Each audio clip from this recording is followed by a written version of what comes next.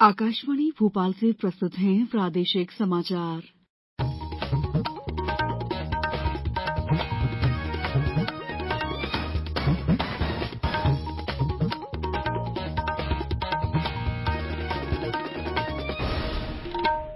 नमस्कार, समाचारों के साथ मैं दीपा सिंह।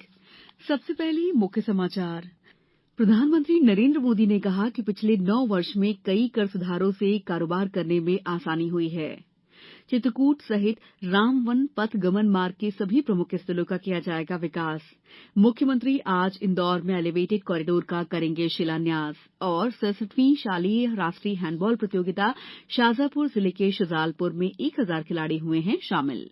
अब समाचार विस्तार से। प्रधानमंत्री नरेंद्र मोदी ने आंध्र प्रदेश में सत्यसाई जिले के पलासमुद्रम में सीमा शुल्क, अप्रत्यक्ष कर और नारकोटिक्स की राष्ट्रीय अकादमी के मुख्य परिसर का कल उद्घाटन किया। अपने संबोधन में प्रधानमंत्री ने कहा कि पिछले 9 वर्ष में कई कर सुधारों की शुरुआत के कारण कारोबार करने में आसानी हुई है और देश में कर संग्रह बढ़ाने में मदद मिली है। उन्होंने कहा है कि 2014 के बाद से हमारी सरकार द्वारा टैक्स पर छूट और सुधारों से देशवासियों को करीब 2.5 लाख करोड़ रुपए टैक्स की बचत हुई है। उन्होंने कहा है कि भ्रष्टाचार के विरुद्ध लड़ाई और भ्रष्टाचारियों पर एक्शन सरकार की प्राथमिकता है।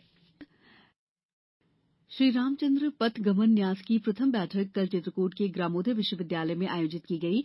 बैठक की अध्यक्षता करते हुए मुख्यमंत्री डॉक्टर यादव ने कहा कि चित्रकूट सहित रामवन पथ गमन मार्ग के सभी प्रमुख स्थलों का विकास किया जाएगा। इसके लिए पूरी कार्ययोजना बनाकर उसे चरणबद्ध तरीके से लागू किया जाएगा। बैठक में मुख्यमंत्री डॉक्टर यादव ने प्रदेश के मंदिरों की पुस्तक का विमोचन किया। इसमें 155 प्रमुख मंदिरों के छायाचित्र और 6800 राम मंदिरों की जानकारी संकलित है। बैठक में प्रमुख सचिव धर्मस्व और संस्कृति शिवशेखर शुक्ला ने कहा कि राम वन पथ गमन के लिए तैयार की गई कार्ययोजना की जानकारी देते हुए बताया कि प्रदेश में राम वन पथ गमन मार्ग में 1450 किलोमीटर की दूरी शामिल है। इसमें 23 प्रमुख धार्मिक स्थल हैं।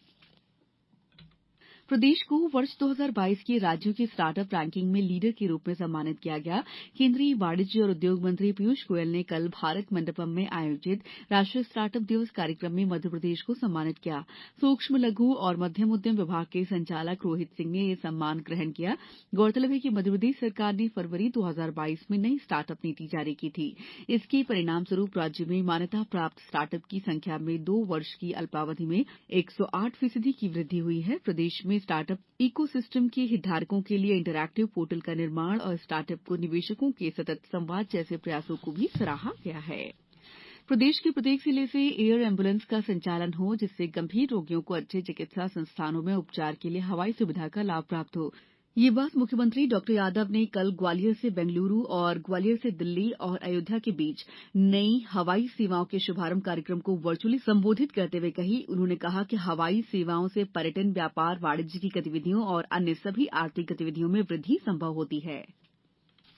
इंदौर शहर के सभी 85 वार्डों, 22 जोन, तालाबों के किनारे और प्रधानमंत्री आवास योजना की बहुमंजिला इमारतों की विशाल छतों पर सौर ऊर्जा पैनल्स लगाई जाएगी। शहर में अगले 3 माह में 40,000 से ज्यादा परिवारों और बिजली उपभोक्ताओं को सौर ऊर्जा उत्पादन से जुड़ने के लिए प्रेरित किया जाएगा।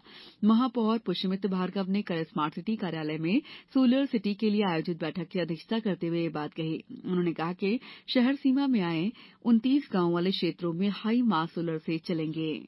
समाचारों में वक्त है ब्रेक का। ये समाचार आप आकाशवाणी भोपाल से सुन रहे हैं। हमारे समाचारों को अब आप कभी भी और कहीं भी अपनी सुविधा के अनुसार सुन सकते हैं। ये समाचार बुलेटिन YouTube, ट्विटर और फेसबुक पर AIR न्यूज भोपाल पेज पर भी सुने जा सकते हैं। इसके अलावा आप हमारी वेबसाइट newsonair.nic.in पर या न्यूज ऑन एआईआर ऐप पर भी समाचार सुन सकते हैं। ब्रेक के बाद समाचारों में आपका एक बार फिर स्वागत है। मुख्यमंत्री डॉक्टर मोहन यादव आज इंदौर में बड़ा गणपति से लेकर राजवाड़ा तक रोड शो में शामिल होंगे। वे LIG चौराहे से नवलखा चौराहे तक बनाए जा रहे एलिवेटेड कॉरिडोर का शिलान्यास भी करेंगे। इस एलिवेटेड ब्रिज की लागत 350 करोड़ रुपए है। पुल निर्माण कार्य हेतु 24 माह का समय निर्धारित किया गया है। मुख्यमंत्री दोपहर 4 बजे इंदौर पहुंचेंगे और विभिन्न कार्यक्रमों में शामिल होकर शाम 5:50 पर एलिवेटेड कॉरिडोर का शिलान्यास करेंगे। डॉक्टर यादव स्क्रैप मटेरियल से बने श्रीराम मंदिर के मॉडल का लोकार्पण भी करेंगे। प्रदेश में विकसित भारत संकल्प यात्रा के तहत आम लोगों को उनके घर पहुंचकर केंद्र सरकार की योजनाओं की जानकारी दी जा रही है और उनका लाभ दिया जा रहा है। डिंडौरी में शासकीय कन्या उच्चतर माध्यमिक विद्यालय सबनापुर में 8 विद्यालयों के विद्यार्थियों के बीच श्री रामचरितमानस पर आधारित अंताक्षरी प्रतियोगिता का आयोजन किया गया। मुरैना में साइबर क्राइम से बचाव की विस्तार से जानकारी प्रदान की गई। अशोकनगर में शिविर में जनप्रतिनिधिगण, अधिकारीगण और बड़ी संख्या में ग्रामीण जन उपस्थित थे।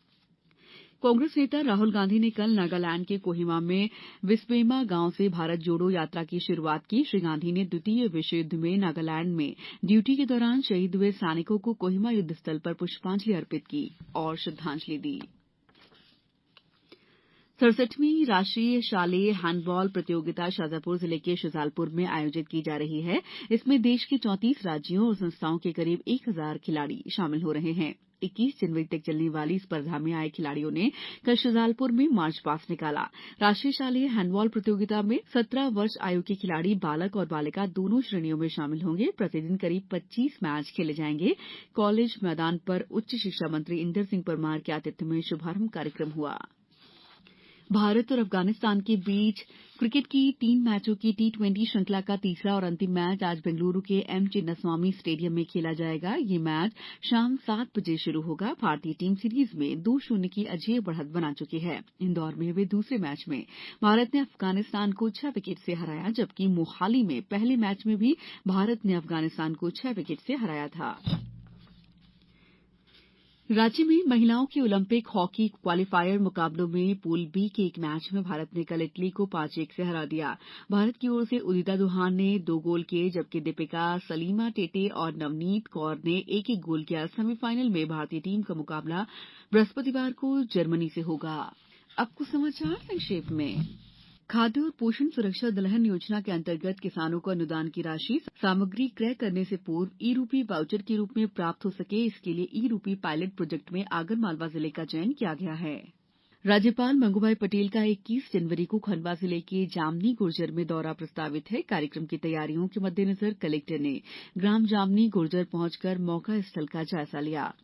धार में शासकीय आईटीआई में पीएम अप्रेंटिसशिप मेले का आयोजन किया गया, जिसमें 51 युवाओं का साक्षात्कार के माध्यम से चयन किया गया।